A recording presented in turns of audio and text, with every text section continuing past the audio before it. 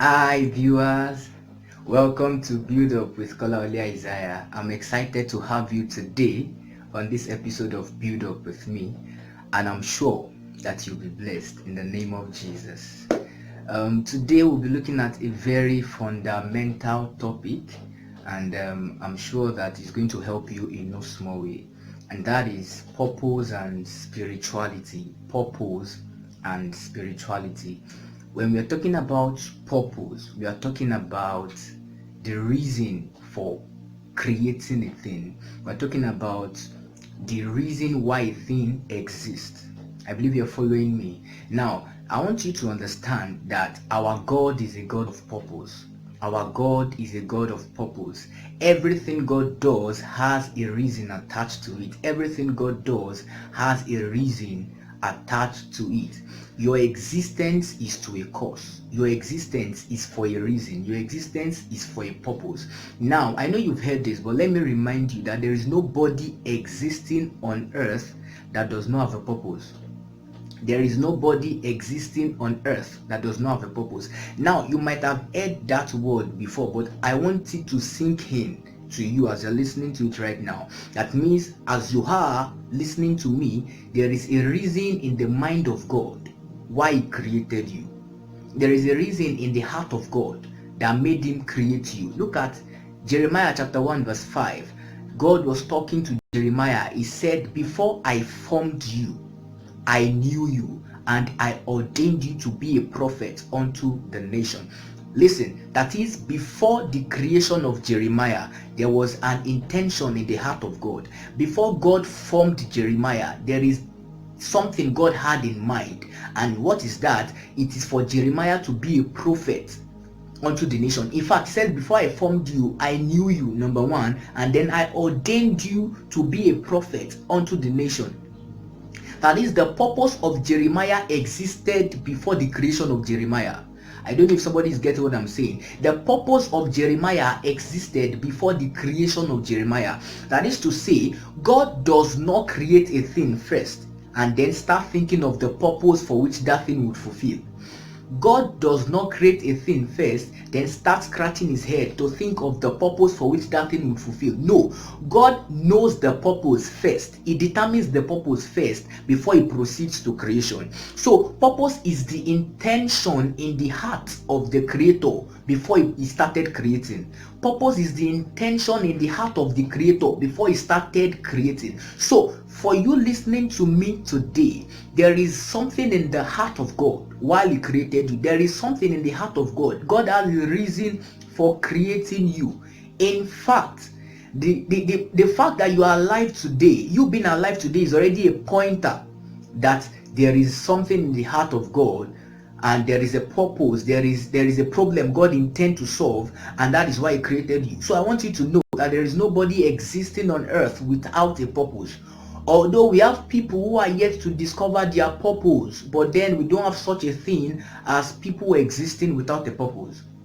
Very important, very important. You know, even Jesus had a purpose for existing on earth.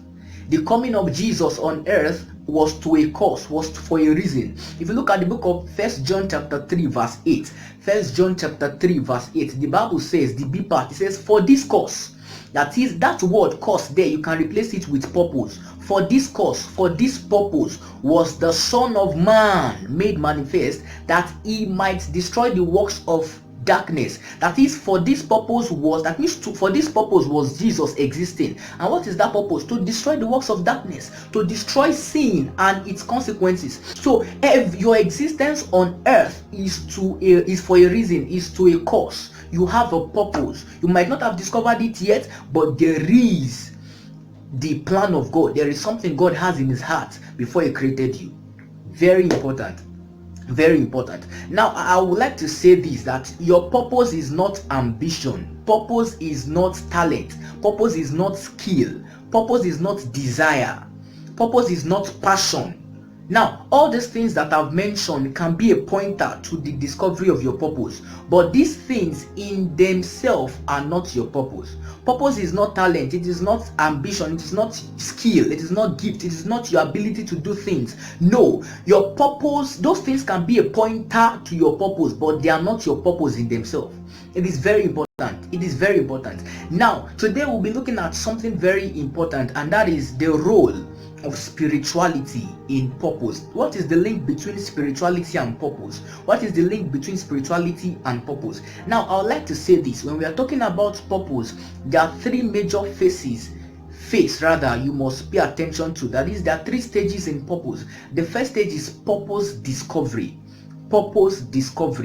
And the second stage is purpose development, while the third phase is purpose deployment. First, purpose discovery, the second one is purpose development, and lastly we have purpose deployment. Now, purpose discovery is pivotal if you want to amount to anything of relevance on earth. You cannot become anything on earth until you have first discovered the reason for your existence. And I want you to know this: you didn't create yourself, God created you. So in the pathway to discovering purpose, God is very, very important, and that is where spirituality comes into play. Because I want you to know that you don't decide your purpose, you discover it. You don't decide the reason for your existence, you discover it. Because the reason why you existed long before you came into the scene.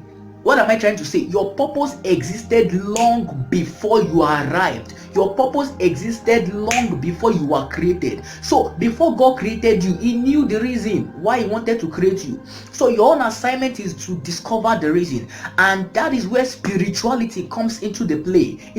That is the link between purpose and spirituality.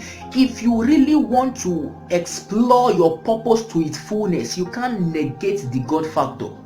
You cannot do without the God factor. You see, a lot of people have talent, a lot of people are passionate, a lot of people can do many things, and these things are very important, and they can be pointer, to your purpose. But if you are going to thrive on the journey of purpose, you cannot remove the God factor, because it is God Himself that He knows you more than you know yourself. So if at all you want purpose discovery, purpose development, purpose fulfillment, the three of them still hangs on God. If at all you are going to amount to anything, God has to be the source. So you need to go back to God to discover your purpose. It's very important. Very important. Even after you have discovered your purpose, if you want to start preparing consciously to ensure that you fulfill purpose, there is still the God factor, because you did not create yourself. Your existence on earth is to a reason, and there is somebody who has the whole blueprint and who sees better than you see.